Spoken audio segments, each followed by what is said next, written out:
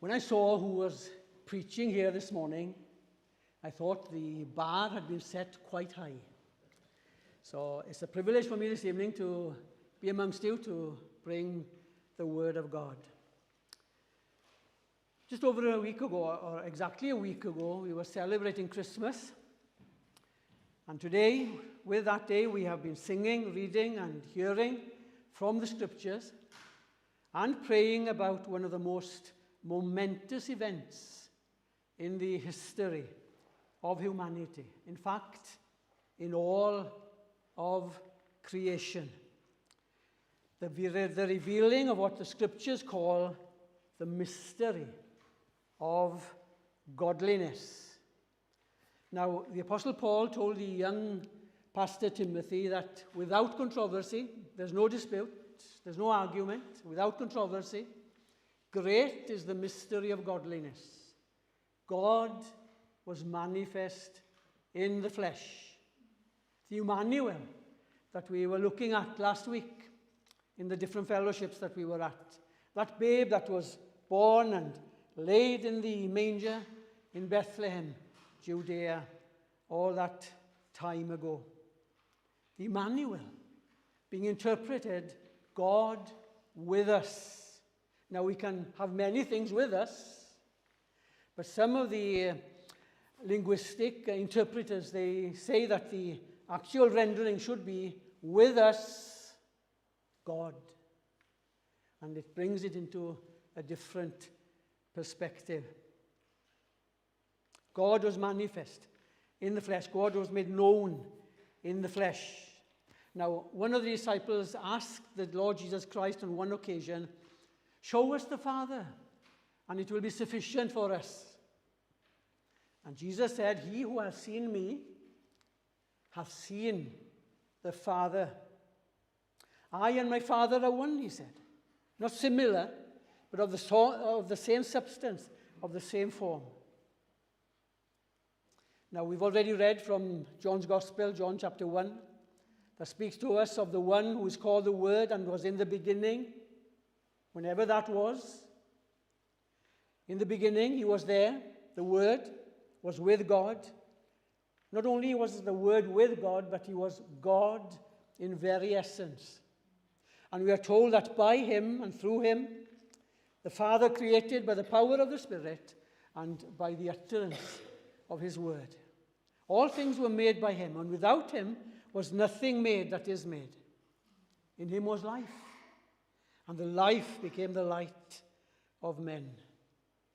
Now, John the Baptist, the cousin to the Lord Jesus Christ by 6 months old, being older, he said that he was come to show the way, to declare the coming of the promised Messiah, the Christ of God. "I'm not that light," he said, "but I've come to bear witness of that light which shall light every man that shall come into this world." And he goes on to say that he was in the world was made by him, and the world knew him not. But he came to his own, and his own received him not. But as many as received him. It's important to bear note of these small words, because so often we can read quickly and we miss these important words. But as many as receive him, to them give he the power, the authority, and the right to become the children of God. To those who were born not of blood, nor of the will of the flesh, nor of the will of man, but of God. And the climax of his discourse here, he says, "And the Word." This Word that was in the beginning with God, this Word that was of essence God himself. And through him all things have come to be, and through the word of his power he sustains all things. And the Word was made or became flesh. And he dwelt among us, and we beheld his glory. In the letter to the church in Philippi, the Apostle Paul exhorts the members to be of the same mind as was in the Lord Jesus Christ, who, he said, being in the form of God, thought it not robbery to be equal with God, or as one of the renderings have it, he thought it not something to be grasped at. It wasn't a strange thing for the Lord Jesus Christ to say those things that he did as we read them in the account of the Gospels, things that caused the religious rulers of his day to seek to kill him. He said, I and my Father are one. I am the way, the truth, and the light. No man comes unto the Father but by me. I am the door. By me if any man shall enter in, he shall be saved. Did you notice what he said? By me if any man shall enter in. He is the door, and he offers salvation full and free, and he invites us through the gospel, the glorious good news of the gospel, to come. How do we come? We come just as we are. We may be outside in darkness, in the cold, far away from the goodness of God. Or we may have walked up and down in front of this door, and perhaps we are able to describe this door better than many who have made use of it. But there's one thing missing. Never crossed the threshold. Still outside. Lost. In darkness. Bound for a Christless eternity in hell. I am the door. By me if any man shall enter in. Whatever we've done, and whatever you've done this evening, there can be pardon and forgiveness, cleansing and release. There's power in the name of Jesus Christ to set you free. And so the Apostle Paul told the members in Philippi, be of this mind that was in Christ Jesus. He, being in the form of God, thought it not robbery to be equal with God, making himself of no reputation, taking upon him the form of a servant, made in the likeness of men, and being found in fashion as a man, humbling himself, becoming obedient unto death, even the death of the cross. John, later on in the New Testament, he writes his letter, and he says again that he and the other disciples had seen the word of life, and their hands had handled him and touched him and heard him speak. This Emmanuel that we heard of a week ago, this God with us, the great Emmanuel. Now, before the dawn of time, way back in the council of eternity, God planned and in detail the plan of our salvation, which would become necessary after the disobedience of man in the Garden of Eden. And Scripture tells us plainly that as by the disobedience of one man, sin entered into the world, and death by sin. And listen, and so death passed upon all men, for that all have sinned and come short of the glory of God. Whether we be that person who has fallen into the depths of degradation of this world, and the gutter and the mess and all the filth that can be uttered and partaken of, or whether we're the most self-righteous individual, all have sinned and come short of the glory of God. We cannot point a finger at anyone because we think that we are better than them. We were all on that road going to a lost eternity. But God manifested or revealed or showed his love to us even while we were yet sinners, that Christ died for us. Now, I want to briefly share 5 points. Last week I said that these brief 5 points lasted 20 minutes each. So if you can be patient with me. No, seriously, we'll try and put them in a nutshell. First of all, God planned our salvation way back in eternity.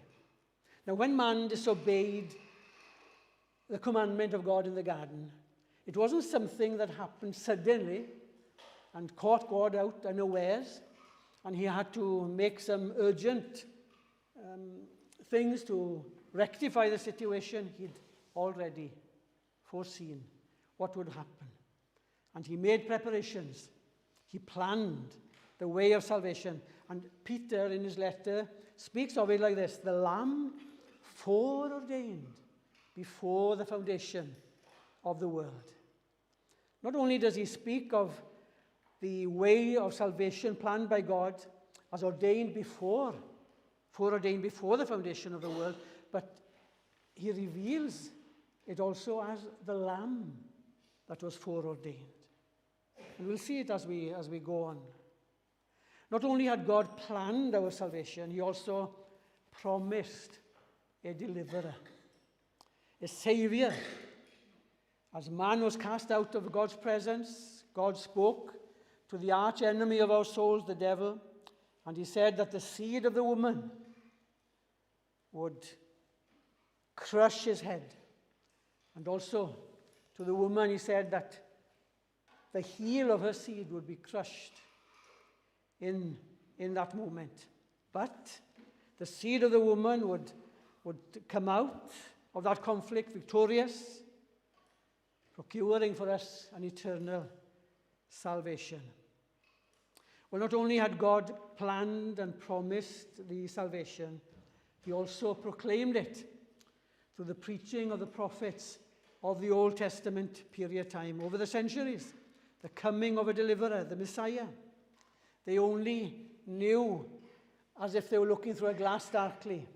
They were looking forward to this deliverer that was to come.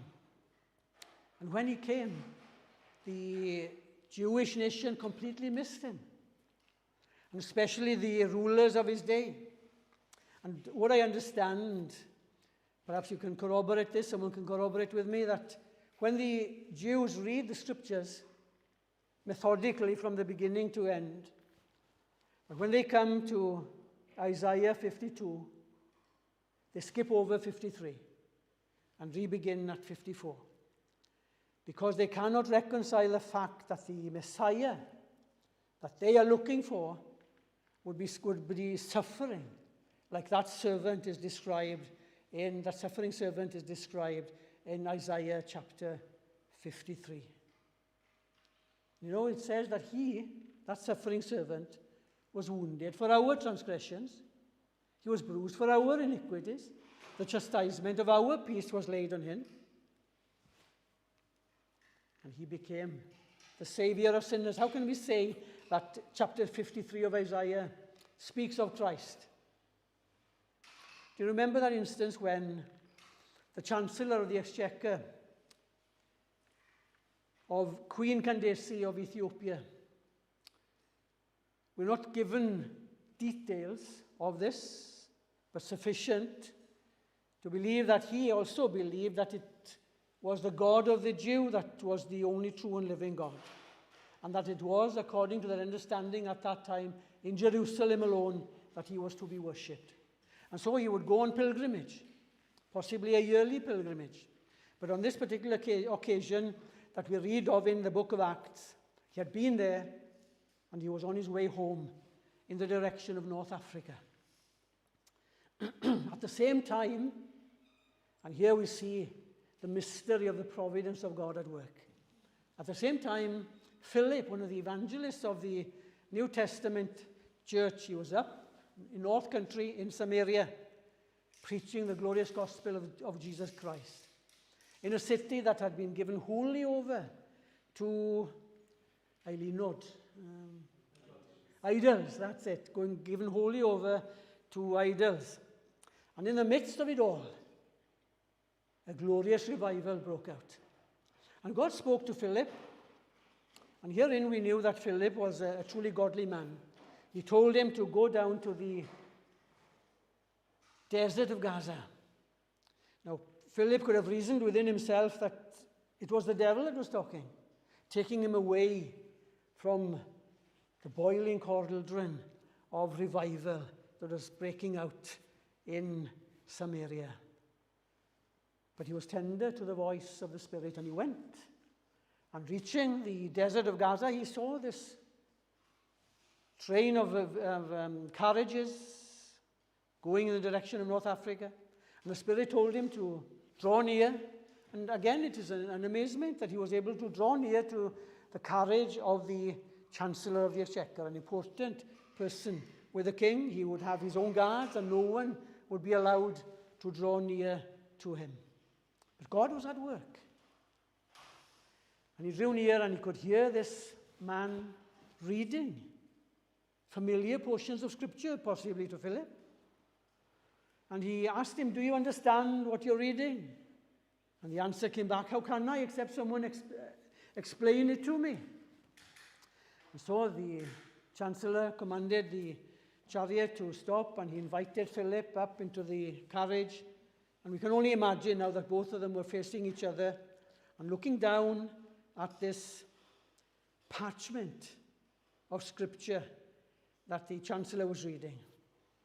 And he asked Philip, have you ever asked this question when you read the Scriptures? Of whom is this man referring to?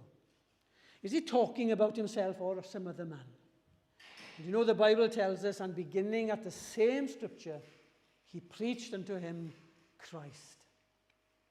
And we read that the chancellor had come to know the Lord Jesus Christ as his own personal Saviour as he was baptized in deep waters on the side of the road later on. God planned our salvation. He promised it, and he proclaimed it through the prophets and the psalmist that the Messiah, the great deliverer, would one day come. And we read as we go through the Scriptures of the New Testament that in the fullness of time, God sent forth his Son, made of a woman, like us, made under the law, in bondage, that he might redeem those that were under the law, and also those who were throughout their whole lifetime under the bondage of the fear of death. Now, John the Baptist, as I mentioned before, was his cousin, the cousin of Jesus by 6 months, being older. And he said, "Behold, the Lamb of God who comes to take away the sin of the world." See, God presenced himself. He presenced himself amongst us in a unique, never to be repeated way. God sent his Son to be the propitiation for our sin. And so we see that God planned our salvation. He promised our salvation. He proclaimed our salvation.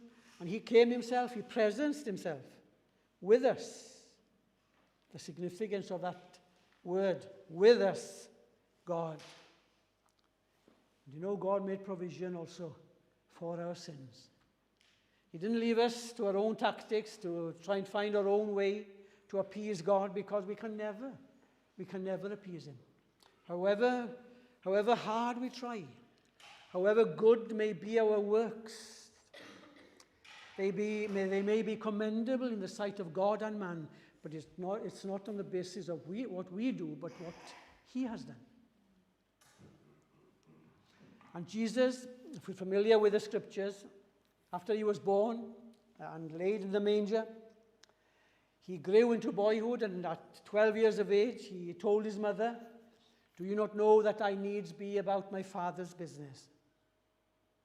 Referring to God. And Mary kept these sayings in her heart, we're told. And we hear nothing more of the Lord Jesus Christ for about 18 years, until he started his public ministry. And during his public ministry, he said to the hearers, "I have come to fulfill the will of him that sent me."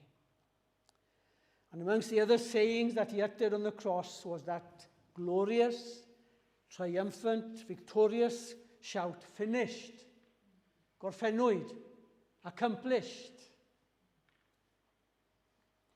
It's like, I think I've described it here before, like a grand masterpiece drawn by an artist. And at the end of it, he stands back looking at what he's done. And then after a while, he goes and puts his name at the bottom of that great masterpiece. It signifies that it's complete. To try to add to it, we spoil it. We can't add to what God has done in Jesus Christ. He said, "I am the way, the truth, and the life. No man." And that includes you and me. Whoever we are, however young or old we are, no man comes unto the Father but by me. And no man can come unto me except the Spirit which the Father has sent draw me unto him. Him unto me. And I will raise him up in the last days. Why did Christ come into the world? Well, the Apostle Paul again tells Timothy that not only great is the mystery of godliness, this is a faithful saying and worthy of all acceptation, that Christ came into the world to save sinners, of whom he said, I am chief. I'm sure, looking around here this evening, some may be saying similar words. No, I am chief.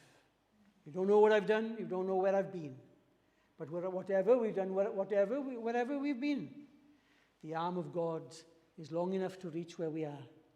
And he can stoop down deeper than we think and to lift us up from the mud and the mire, to wash us clean in the blood of the Lamb, to clothe our nakedness in the righteous garment of Jesus Christ, and to give us a song in our hearts and a hope of eternity with him. Christ, being in the form of God, given him a name which is above every name, that at the name of Jesus every knee shall bow. Have you bowed the knee to him? Do you know there were some people, when Jesus was born, they were looking for him. We think, for example, of Simeon and Anna. They were well on in years, senior citizens. Simeon was waiting for the consolation of Israel, as it's put in Scripture. And Anna waiting for the appearance of the Christ, the anointed of God for redemption in Jerusalem. And the moment that Mary brought the Lord Jesus Christ into the temple, the Spirit of God had moved upon these two, and they came at that same moment, and they praised God for that mine eyes have seen your salvation, said Simeon. And as I mentioned earlier, Joseph and Mary were told that they should name the babe Jesus, which means Savior, for he shall save his people from their sins. Let me quote to you some scriptures as we draw to a close.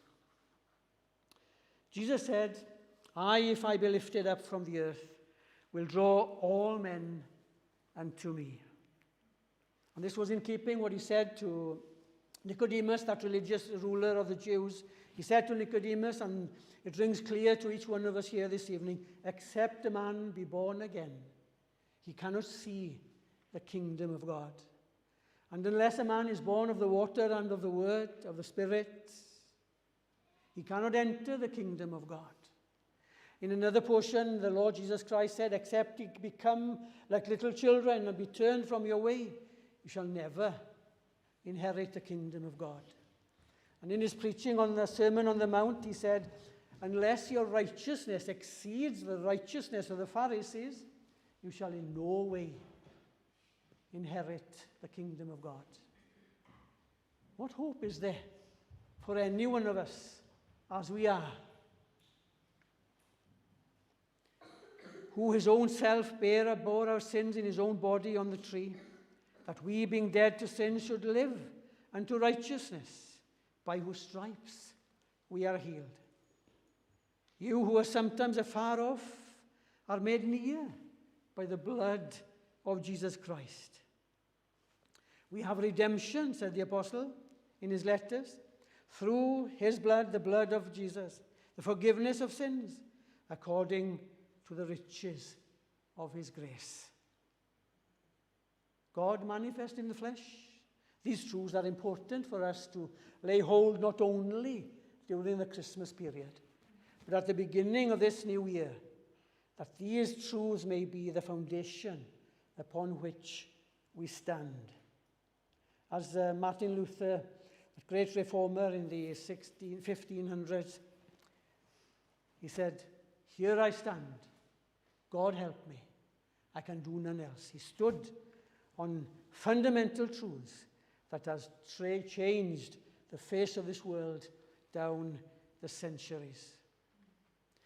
Now, the Apostle Paul called the elders of the church of Ephesus on his final missionary journey and on his way to Rome. And he gave them a charge to take care of the church of God, to take care of themselves, watch unto yourselves, he said, and to feed the church of God. Listen to these words. To feed the church of God, which he has purchased with his own blood.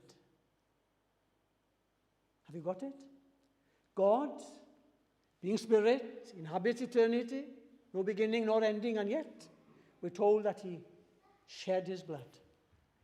Now herein lies that great mystery, and herein the mystery is revealed to us in the scriptures that we've sought to open together this evening. God became man. God put on flesh. God came into this world, and as he went to Calvary, God visited, and he paid the price of our sins without asking any contribution from us. Finished, he said. He's cancelled the debt. He's made provision and propitiation for our sin. He's taken our place. He's paid our debt. He suffered the wrath that we should be subjected to. And this evening, he's offering us forgiveness of sins. He's offering us life. Eternal.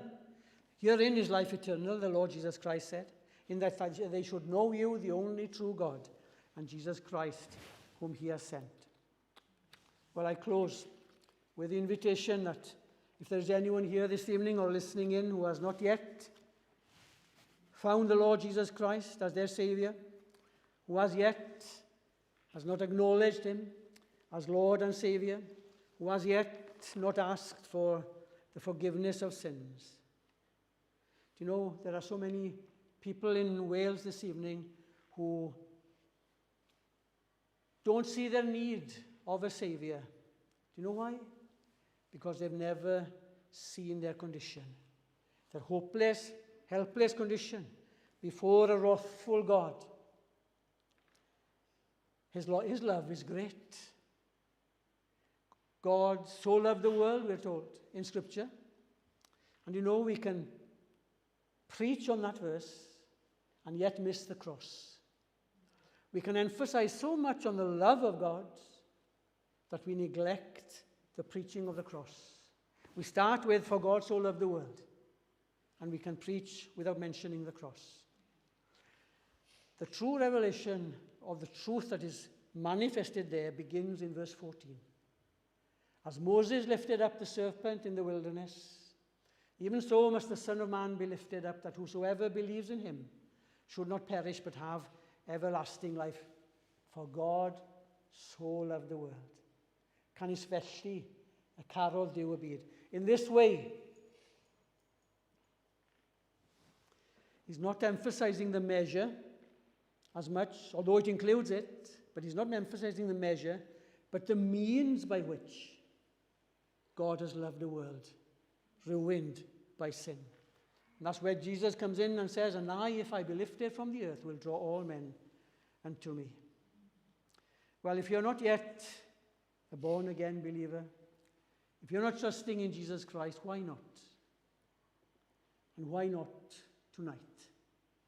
Before going out of this place, or you may be listening in, why not bow the knee to him?